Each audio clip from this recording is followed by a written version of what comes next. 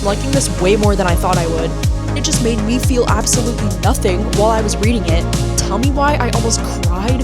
Hey, how's it going? My name is Gabby. Welcome back to my channel and welcome to another reading vlog. In this reading vlog, I'm going to be reading some of my most anticipated thriller and horror books. And I'm also going to be getting around to a few different arcs in this video. So these are books that have not yet come out. So one of the first things that I'll be reading for this video is this book called Lethal Kiss by Taylor Groth. This one is an arc that I have and it's going to be publishing in the month of October. And this has got to be one of my most anticipated books of the year because this one is being described as like a horror romance novel, which is exactly the kind of book that I'm gravitating towards this year, because in this story we're following these two women who are both working as professors at this university, but one of the women, Marcella, it says that she's a monster and that she has to feed on people, and then we kind of get this like forbidden sapphic romance that happens between these two women. I've heard that this has great dark academia vibes, and I've also heard this compared to Jennifer's Body, so naturally I've been really looking forward to this one and I have to know if it's good. In this video I also ended up reading my ARC copy of Look What the Cat Dragged In by Jason Rekulic. This one's also going to be publishing in the month of October,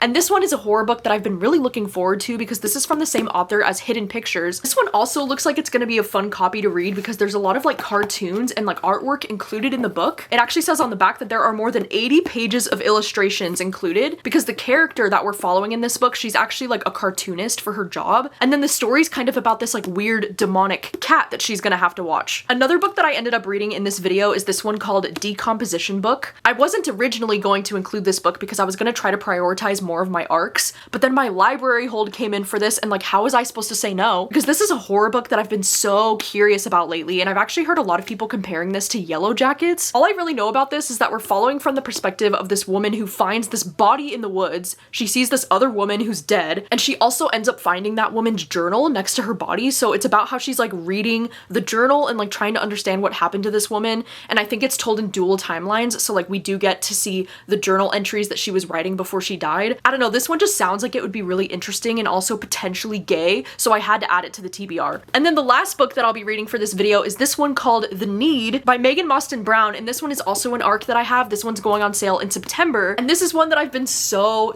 curious about because this premise sounds so wild. Basically following these characters who live in this world where people can be born with something that they call the need, which is the need to eat other people. So this is like a cannibal book. Sounds like it's gonna be absolutely unhinged and ridiculous, and I just need to know. Alright, so those are the 4 books that I'm going to be reading in today's video. I also do end up DNFing a lot of different things, as one does. You'll hear more about that in this vlog, but let's jump right into it. I spent so much time daydreaming, so now I don't know how I'm feeling. Don't know who's the real me.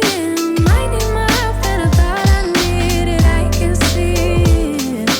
Need my healing, more believing, less deceiving. I don't go out nearly as much as I should. Barely know the way around my neighborhood. I'm ruminating. I have started reading Lethal Kiss. I actually started reading this book the other afternoon, 2 days ago, and then I've been working in the bookstore for the last 2 days, and when I came home tonight, I ended up reading in bed for another hour, and now I'm about 126 pages into this book. And you know, this was definitely one of my most anticipated books of the year, not only because it's a horror romance book, and that's just been like my jam lately, but also because it's sapphic, and like one of the women is a monster. This book just sounded like it was going to be absolutely everything, but now I'm not entirely sure how I'm feeling about this, to be honest. Part of me is also finding this to be somehow like a little bit cringy and a little bit pretentious at the same time. I don't even know how to explain my feelings about this. So we have this main character named Marcella, and she's actually working in Seattle. She's teaching at the University of Seattle at the start of this book, and then they end up moving her to the East Coast, which she's very happy about because she keeps talking about how much she hates Seattle, which is so funny as somebody who lives in Washington, and like I really love it here in Washington, but she's just like bitching about the rain, you know? Which I do understand. It does rain a lot in Seattle. But anyway, she ends up moving to the East Coast, and when she's there, she ends up meeting this other woman named Lacey, who is an assistant professor. And so it's not necessarily that they're competing for the same job, but they are working in the same department at the university. They work in the classics department, and I guess it's a very small and like tight-knit group of people. But the thing about Marcella, and the thing that we learn about her right at the start of this book, is that she's a succubus. And I've definitely heard of this word before, but I had to like look it up to make sure I know how to define define what this is. And according to the internet, it says a succubus is a legendary female demon,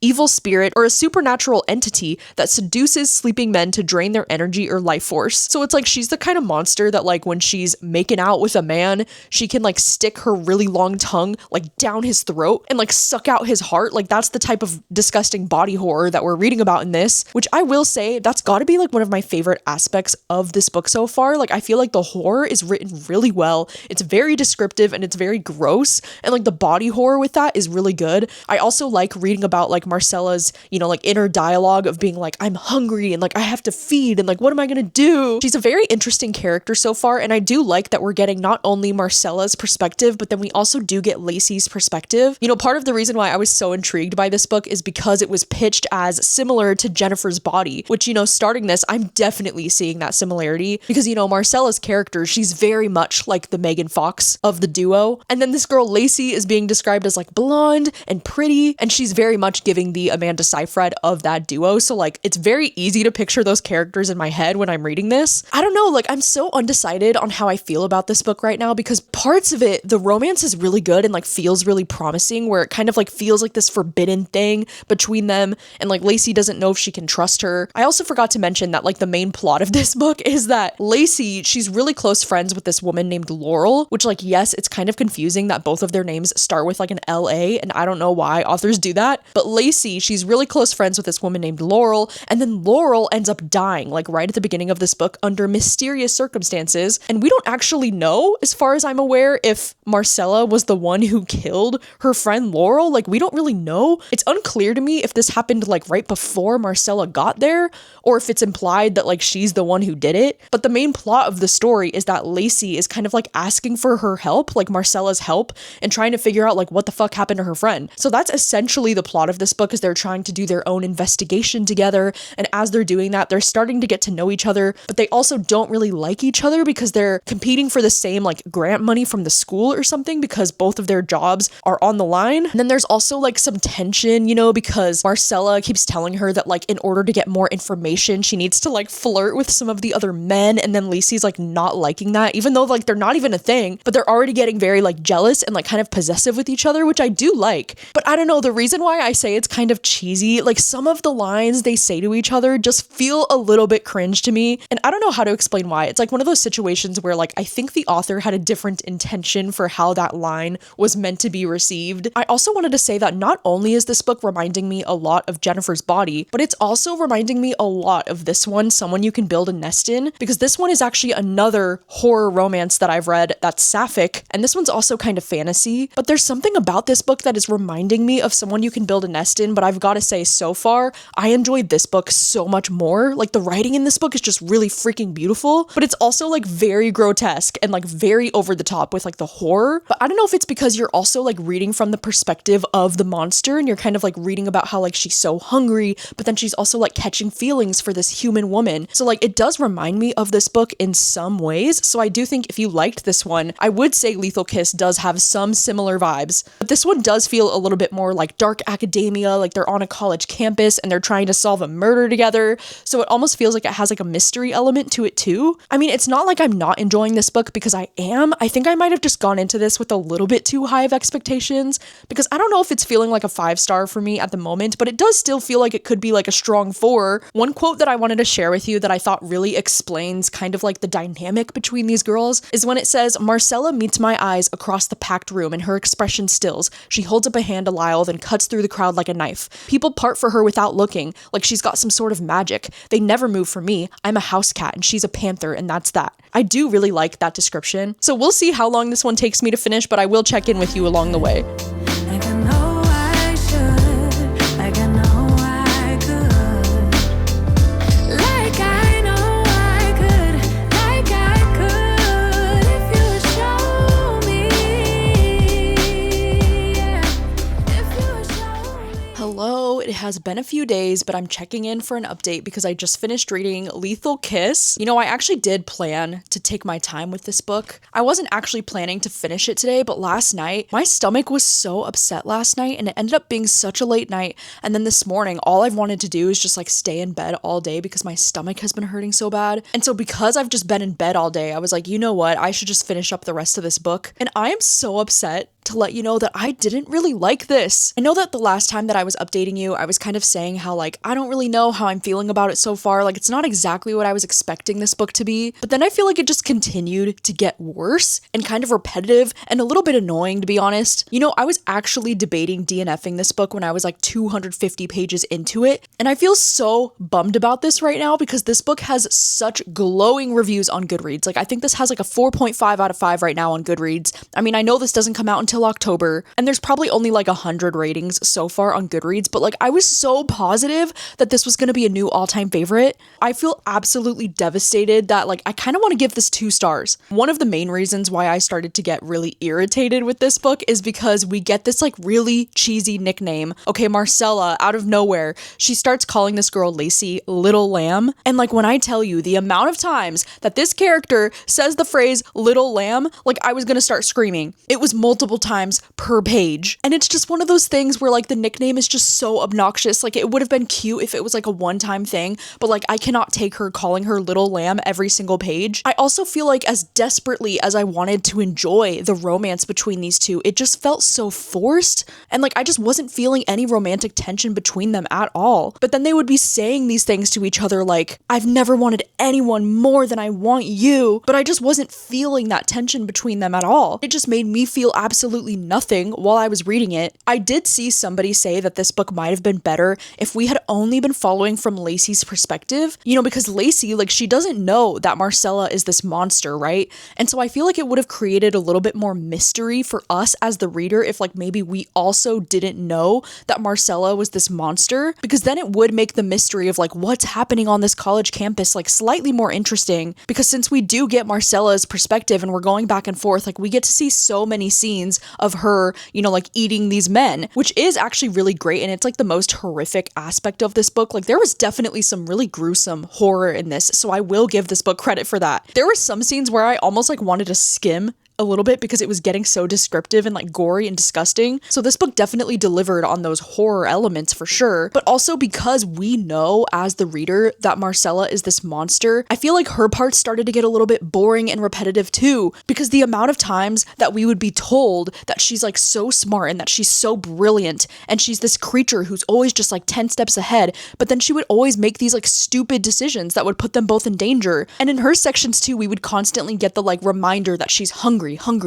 all the time. The way that it would repeat the phrase hungry like 3 times over and over again, whether it was describing her need to like kill these men or whether it was describing her feelings for Lacey, it was just so repetitive. It just kept using it over and over again. And then also, as far as like the plot of this book goes, I also thought the plot was just not that interesting, because the only real mystery that's like keeping you invested in the book is trying to figure out what happened to this girl's friend Laurel. But honestly, like after a while, I was like, you know, I don't really care about this. Like I didn't really know Laurel's character at all. Like we didn't even get a single scene with her in this book before she was killed. And so there was kind of a disconnect with me and like not really caring about the general mystery in this book. I mean, the only other thing that kind of like kept me invested in reading the story was waiting for Lacey to find out about who Marcella is and the fact that she's a monster. Besides that, it was really difficult for me to like stay invested this entire time because I just didn't care about the characters as much as I wanted to. The only positives that I can really say about this is that this book definitely has that like dark academia college setting vibe, even though I do think that there are way too many side characters that I just couldn't keep track of and I didn't care about any of them, but it definitely does have that like dark academia school setting vibe, which I really did like about this. And then also, like I mentioned, the horror in this book is pretty intense at times. And then also when these characters would be like learning a little bit about the folklore,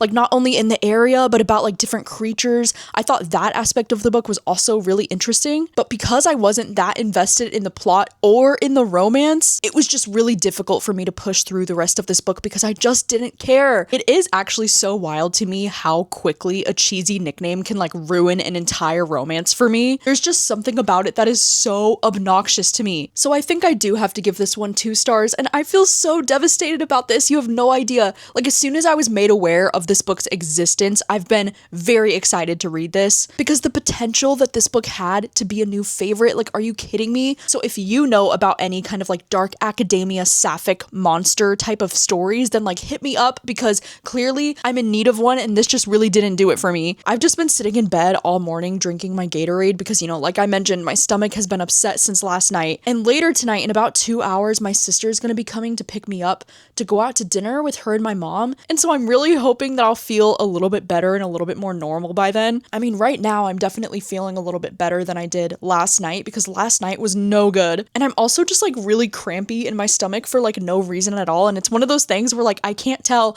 if my stomach hurts because I'm crampy or if I'm crampy because my stomach hurts. It doesn't make sense, and it's just one of those wonderful joys of being a woman.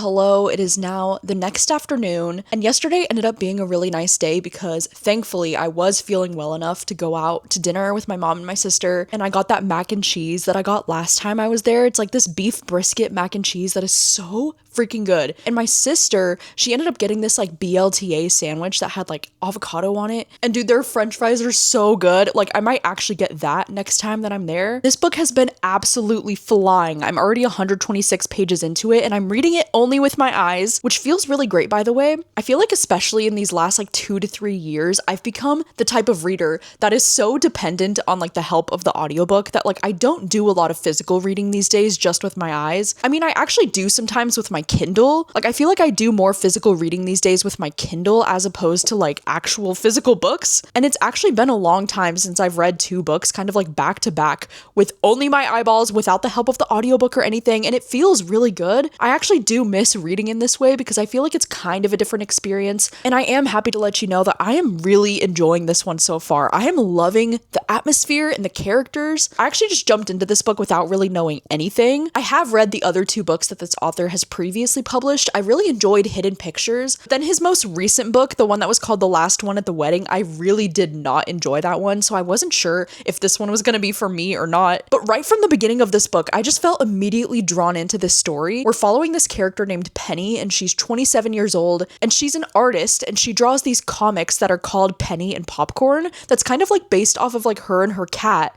named Popcorn. And so you do kind of learn a bit about her history and like how she got into art in the first place, and how she ended up getting this book deal with this publisher where they were going to be publishing a bunch of books called Penny and Popcorn. And what's really cool about this book is that we actually do get the art and like the comic strips that she's making. So like in between a lot of the pages of the book, you actually do get to see the art that she's working on, which I just think is so cool. And I feel like it adds so much to the story. But not only is there really cool like comic strips like this, but then there's also these really cool, almost kind of like creepy looking old paintings, which I think is so cool, by the way. And I think it really adds to the experience as I'm reading this. And right at the start of this book, you know, she's living in Philadelphia with her boyfriend Dean, and their relationship is still pretty new. I think they've only been together for like 7 months. There's this storm that's going to be rolling into Philadelphia, and at that same time, her cat Popcorn ends up going missing. So the first few scenes of this book are like her frantically trying to find her cat in the city, and she's unable to find her cat. And so weeks go by, and she's kind of like in this state of depression. She's so sad that she hasn't been able to find find her cat, and it's really starting to like impact her work, you know, because her book series is literally called Penny and Popcorn, and it's like the whole thing is like her and her cat. And then she ends up going to this work party for her boyfriend Dean, and she ends up meeting this woman named Evelyn, who's kind of like his boss. And Evelyn has this cat named Godfrey that she's like really fond of, but Evelyn tells her that she's gonna be going on this trip for like 2 months and that she's been looking for somebody to like house sit her cat. And so she ends up asking Penny by the end of the night if she wouldn't mind watching her cat while she's traveling for the next 2 months. And Penny at first, she's kind of like, oh my god, I don't know, like this feels too soon, because it's only been a few weeks since her own cat has gone missing and she's still kind of grieving that situation. But she ends up agreeing to it because she wants to make Dean happy and like make a good impression on these people. And then it's like one of those weird stories how like now that the cat is like living in their house, they start to think that like something weird is going on with this cat, like something doesn't seem right. On the actual description of the book, it says, soon strange things are happening. Penny is haunted by disturbing and violent nightmares. There's a terrible insect infestation in their basement, and her cute cartoon illustrations start to turn dark and surreal. It says she's starting to think that Godfrey is no ordinary cat. I'm really loving the vibes of this so far, not only because I feel like Penny is such a relatable character. Like I really like following her as a protagonist. I love the fact that she has so much devotion to this cat that she loves so much, and she's really grieving her cat Popcorn. But then I also do love the fact that she's an artist and that she draws a lot of inspiration from her real life. And so I'm really just enjoying this because I actually really like being in the head of this character. But I also kind of like the weird romantic stuff that's happening in this book too, because, you know, she's really in love with her boyfriend Dean, but like their relationship still feels very new. And he's not like a lot of the other artsy guys that she's dated in the past, because he's very like athletic and he's really into business. But then there's also talk of this guy named Greg, and I can't remember how it said they originally crossed paths. Like I can't remember if he's like her neighbor or if they like worked together before, but it does seem like this guy Greg kind of like has a thing for her, and you're learning a little bit more about the history that they had right before she met Dean. And like I don't know if this is going to be the type of story to try and push some kind of like love triangle situation between these three, but I can almost feel that coming, and I'm so intrigued because like I don't know why some part of me is like I want to root for Greg. Like he just seems like a really nice guy. Gotta say, so far this book has been really impressive. Like I'm liking this way more than I thought I would, and I think if you're a cat person especially, I think you're gonna really enjoy this one. I just adore the way that Popcorn is being described in this book, and this cat Godfrey is like really freaking me out. I also love how right now this story kind of feels like it has the perfect balance between like horror and thriller. I mean, at this point it definitely does feel a little bit more horror right now because the scenes with this cat have been so creepy and kind of weird, but it also does kind of feel like a thriller in the way that the writing feels a little bit like suspenseful and like I don't know where the story's going next. I might need to make a quick run to the grocery store just to pick up a few different things. I'm probably going to be making dinner here at the house later because I've been loving my pork lo mein noodle bowls. That's like my current dinner obsession. So I think I'm going to make that here at the house later tonight, and I definitely need to catch up on Big Brother with my mom because we're behind like 2 episodes now. But otherwise, I don't have any plans today, so hopefully I can finish up the rest of this book today because it's been very addicting and I need to know what happens.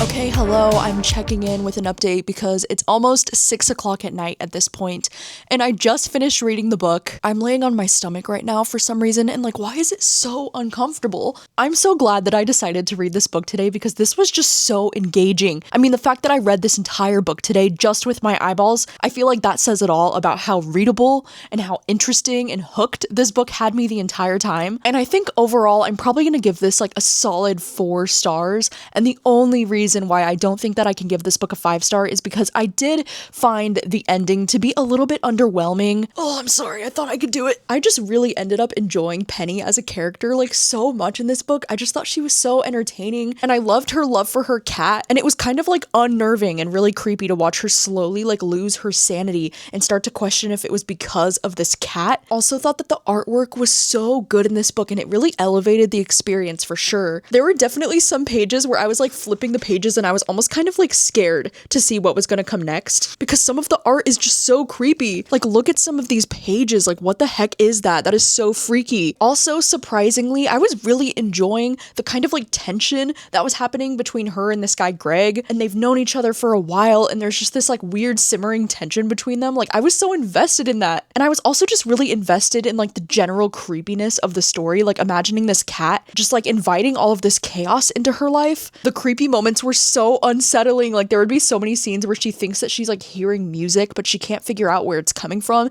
And it almost sounds like it's coming from like their own basement. I don't know. There was so much good imagery in this book that I will not be able to get out of my head. And there was also one moment towards the end of the book that I thought was really surprising, where there was kind of like a twisty thing that I didn't see coming. So it's not like this book didn't have any surprising moments, because it definitely did. I just don't think for me that the last like 30-ish pages were like the most satisfying, because I feel like this is one of those stories where like once you actually do start to realize what's going on, it does become a little bit predictable in a way. So like the big conflict and like conclusion at the end of the book just didn't feel that satisfying to me. And then even like the epilogue chapter after that, I kind of wanted it to be like fleshed out a little bit more. I just feel like it ended in a place that felt a little bit abrupt for me. Like I just wanted a little bit more closure with these characters. But overall, I feel like I can't really complain too much, because this book was so entertaining for me to read today. And I don't know why, but I feel like Penny is going to be one of those characters that like really sticks with me. I think I just really connected to her over how much she like loves animals, and over the fact that she's like a writer and an artist. And I feel like because of that, I'm going to be thinking about this book for a long time. But I'm so glad that I read this today, and I highly, highly recommend checking this one out when it comes out in October. It's a good time. God, it has been so hot outside today. Like when I just went to the grocery store, it was 87 degrees outside, and I just immediately got sweaty. Like the second that I stepped outside, it was like, it felt like I was suffocating. And on top of like the smokiness in Washington right now, like it is just not great outside. So as soon as I came home, I had to wash my hair, and it's actually just been so nice, like sitting here in my room in the air conditioning. Oh my God, I'm so grateful. But anyway, because it's just after 6 o'clock, I think I'm gonna make some dinner. Like I was mentioning, I have my pork noodle bowls that I really want to make, and I'm gonna catch up on Big Brother with my mom, so it should be a great night. I know they always say this never happens, but it happened. I know it's what they say, but it did. I know they always say this never happens, but it happened. I know it's what they say, but it did. I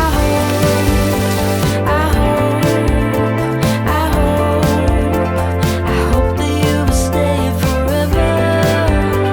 I hope that you will stay forever.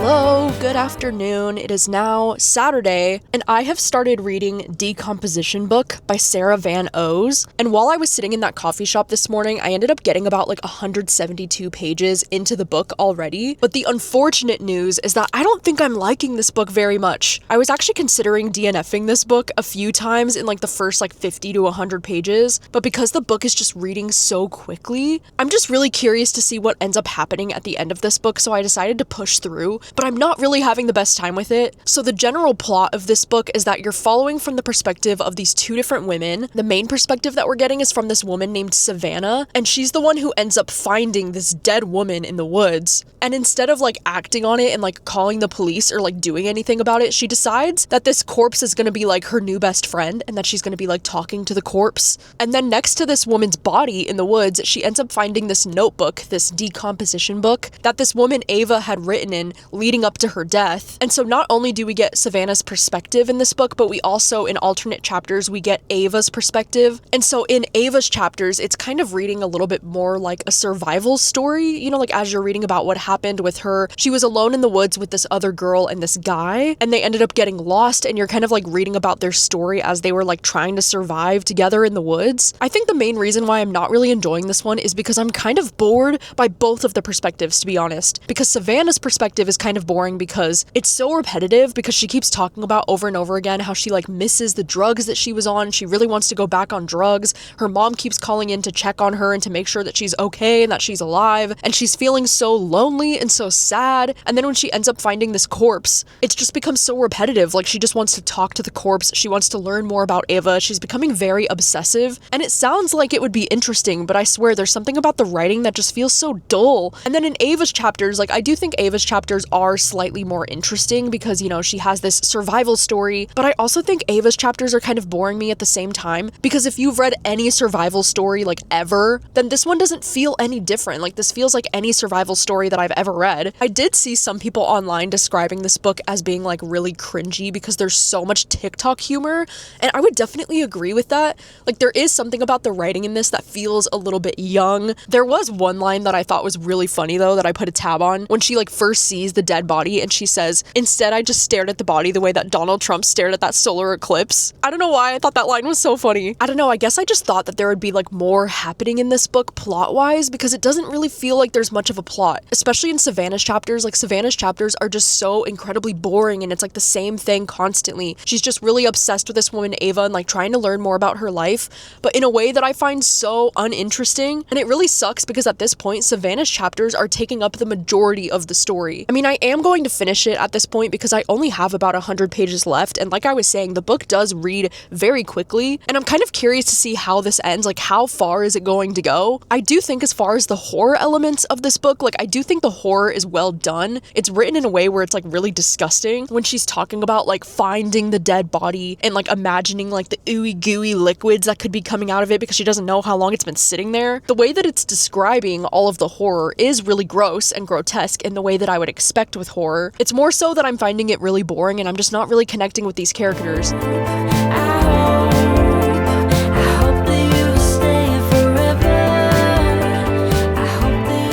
Just finished reading Decomposition Book, and like, dude, what the freak? You know, I was so convinced the entire time that I was reading this that I was probably gonna give this like 2 stars, and I just really didn't care about anything that I was reading until it was when we were nearing like the last 100 pages of the book. There was something in the plot that I started to get really invested in, and I did see a lot of people saying that the ending of this book gets pretty emotional, and I wasn't expecting to feel that way, but like, bitch, tell me why I almost cried during this one scene. Oh my god. Am I gonna cry? So I don't know what that was about. I guess I felt a little bit more attached to the character than I thought I did. I do think this book ends up feeling a little bit sad at the end of the day because things just get very bleak for these characters, especially because, you know, when you're reading from Ava's perspective in these like diary entries, like, you know that she dies because Savannah is literally talking to her corpse. So like, you know that things are going to be very bleak for her and that it's not going to end well. And then with Savannah, as you're learning more about like her mental health and like why she might be feeling the way that she does, I do think the tone of this book just gets like more and more depressing as you read on, but I actually preferred that because I feel like in the first half it had this vibe like it was trying to be like darkly funny, but I feel like some of it was just coming across as like really cringy. And I also just thought the first half of this book was like incredibly boring, especially in Savannah's chapters. But I will say the biggest thing that I do appreciate about this book is the sapphic relationships. Like, oh my gosh, I love how gay this book was, and I loved that there was so much discussion about these characters and like navigating their queerness and like trying to figure things out about themselves. Like, I really liked that a lot in this. I also thought the body horror in this book was done really well. Like, there were so many scenes that were like disgusting. It's actually been such a long time since I've felt this torn over how I feel about a book, because I feel like usually I have the opposite experience where I'm really enjoying a book and then the ending is what makes me lower my rating or I start to like lose interest. But I had the exact opposite experience happen with this, which is so rare, where I'm not really enjoying the first half of it, so much to the point that I considered DNFing this a few times. But then the ending of this book just like really surprised me, and I ended up having a lot of feelings about the ending of this story. So I am kind of glad that I stuck it out and I ended up finishing this, because I'm probably going to give this 3 stars, which does feel like an improvement considering I was thinking about giving this 2 stars almost the entire time I was reading it. Today is actually my dad's birthday, which is very exciting. So my sister is going to be coming over a little bit later this afternoon to have a nice family dinner with him. I think we're going to be having steaks, so it should be a really nice afternoon. And then tomorrow I do work in the bookstore all day tomorrow, so I don't know when I'm going to have a chance to start reading the next thing, but once I do, I will let you know.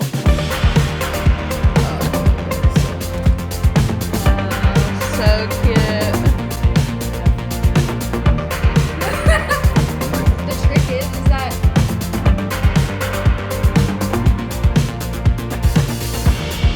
all I want is just to have you a little bit closer. All I want you to be looking at me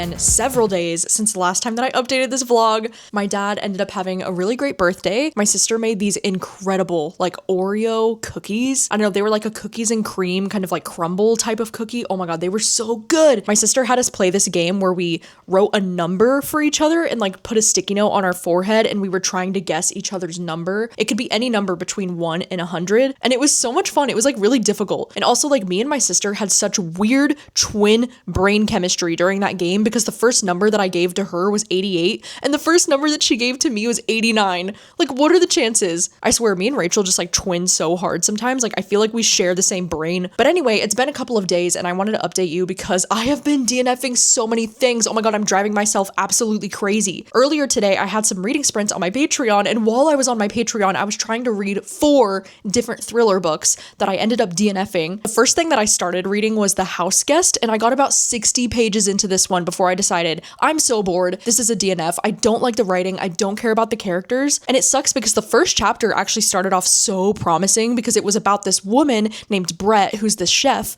And it was like she was like having this affair with this woman, and she was like trying to convince her to leave her husband. And then the woman was like, no, I can't leave my husband. And it was so potentially sapphic and juicy, and I was so into it. And then immediately following that first chapter, it just got so boring because this other woman just completely vanishes from the story. And then it's about this chef, you know, this woman named Brett, who's trying to get this job working for this best-selling author. I don't know, it got so immediately boring. And then I ended up starting Buyer Beware by Catherine Ryan Howard on audio, and I got about 11% of the way into this one before I decided I also just really don't care. And it's about this woman who's like moving into this house, and then you get like flashback chapters of like other people who have lived in this house over the years. And I was just kind of like immediately bored and not in the mood to read that one either. So then instead I started reading The Women in White, and I also got about 20% of the way through the audiobook of this one. And this is one that I'm kind of undecided if I want to finish reading this or not. Like, I'm not totally against it. It just really wasn't what I was in the mood for today. The thing about this book is that the chapters are really short, which I do really like, and you're getting 2 different timelines. You're getting a present day timeline, and then you also get a timeline that's taking place in 1964. So like part of this does feel a little bit historical, and I think that's kind of what I'm not in the mood for right now. But this is one that I could see myself potentially coming back to. Like, I don't know if this is a forever DNF. And then I also ended up temporarily DNFing You Deserve to Know. I got 20% of the way through the audiobook on this one too. And this one like has potential for me. Like, I don't dislike the story as much as I disliked some of these other ones, but like this is just really not what I'm in the mood for. Like, I think I just realized after all this morning that like I'm not in the mood to read a thriller right now. But You Deserve to Know is one that I really wanted to read and I want to come back to because I know that my friend Jan really loves this book and he was recommending it to me. And then also because this one is currently getting a movie or a TV show adaptation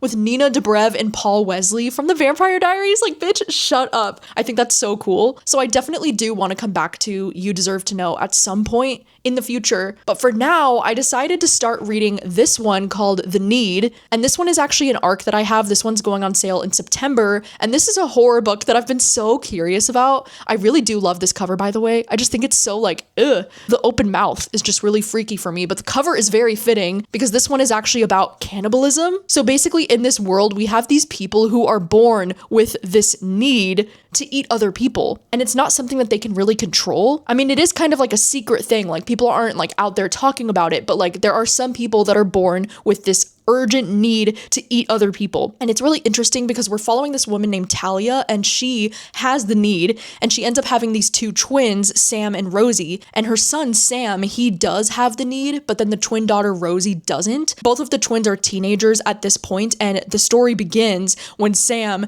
eats one of his classmates, and then they have to move again. And they kind of talk about the fact that they kind of have to like live on the road, essentially. Like, they don't live anywhere too long because something like this always happens where like he'll eat somebody and then they have to leave town and they have to start over with like new names and like no social media, nothing like that. They're just kind of like on the run. And then you're also learning about this woman named Vera, who is Talia's mother-in-law, and she also has the need, and she kind of like married into this family where like every single one of them had the need, and they kind of were talking about it like, this is our legacy, and like we don't want anybody in our family who doesn't have the need. I don't know, the dynamic between these family members is like really toxic but also really interesting, and I feel like this author is trying to have some some commentary about how real life, you know, like rich families kind of treat their families like shit sometimes. But so far the story is pretty interesting. Like I will say something that was a little bit overwhelming about this at the start is that you're getting a lot of character perspectives and a lot of names kind of being thrown at you. I ended up making a list on my phone of like who's who and who's related to who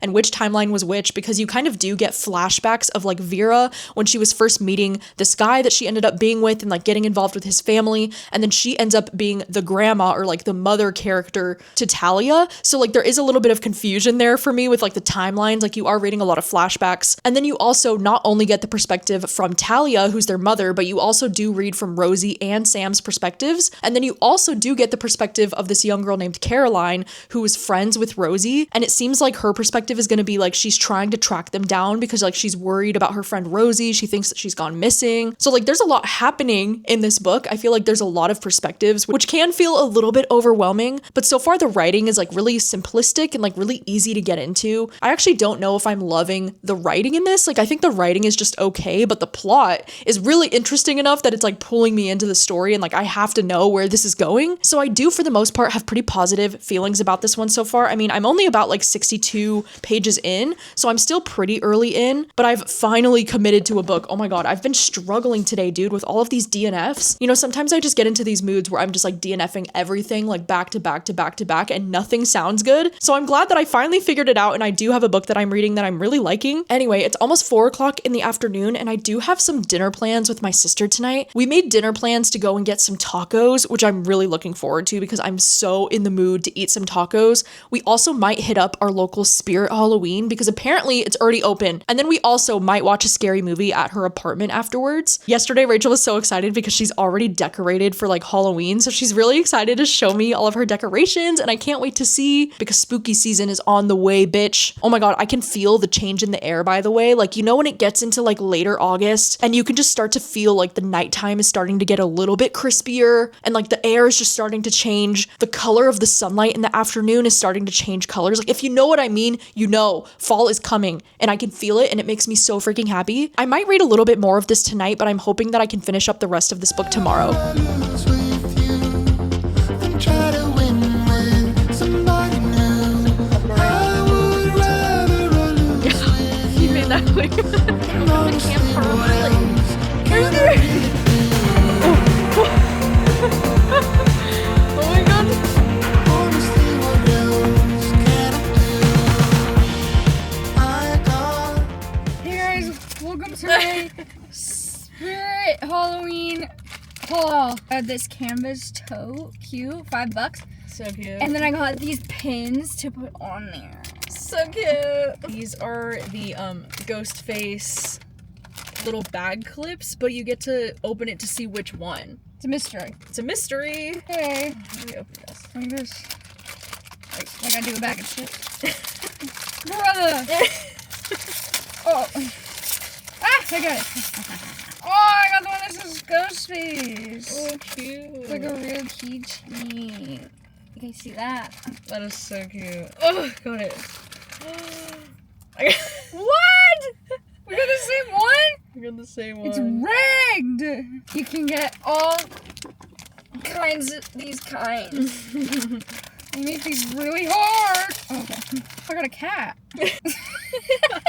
The disappointment. Oh, I got a cat. because look, all of them would have been cute. It is cute. It's cute. I just really wanted the vampire. Yeah. Or It's a little winking cat. the witch. Damn, I gotta go back. And this is like heavy. Yeah, it's a good one. This music is creepy. Oh, good. It's not as a small screen as the other movies. Some movies are like this, dude. Yeah, like really. Oh, this is so perfect. getting harder to tell if I'm dreaming. Will you believe in? Do you see all the things that I'm seeing? I keep telling myself it will happen eventually, and I keep holding on. I would rather lose with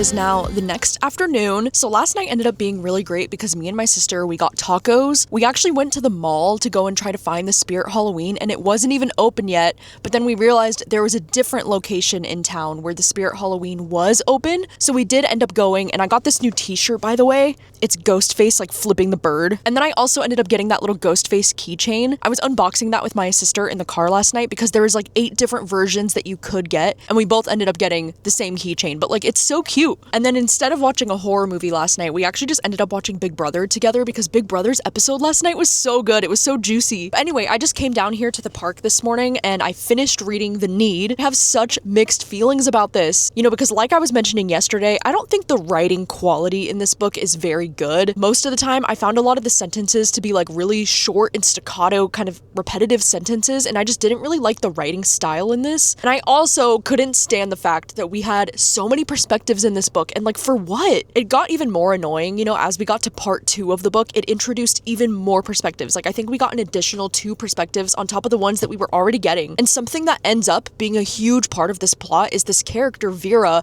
trying to track down, you know, like Talia and her kids. And so then you're reading from the perspective of like these other men who are like hired to track them down, and I was like, dude, I do not care about this. So like that man's perspective added nothing to the story for me, and I was skimming most of his parts because I was like, dude, I don't care. And then also their friend Caroline, I really didn't care about her perspective either because her perspective felt very similar to that guy's perspective where like she's just trying to track down her missing friend. I was also kind of annoyed with like Vera's character in this book because I thought, you know, when you're first learning about her character, I thought it was really interesting to get the backstory on like how she married into this family and like all the drama that happened. So like the first chapter that she kind of gets to introduce like with her perspective, like I thought it was really interesting at first, but then I very quickly got bored by her perspective because she keeps talking about like her modeling career and how she's trying to track down Talia, and it just got really boring and repetitive, and like her perspective just didn't feel necessary anymore. So like I said, some of the writing choices were weird. I didn't like that there was such a huge cast of characters, but honestly, like what kept me flipping the freaking pages was the plot. Like the plot in this book was really interesting. It was so readable, and I really enjoyed reading from Talia's perspective as well as her 2 kids, Rosie and Sam. Like I thought they were all really interesting. I liked what was happening, even though I didn't necessarily feel like connected to any of their characters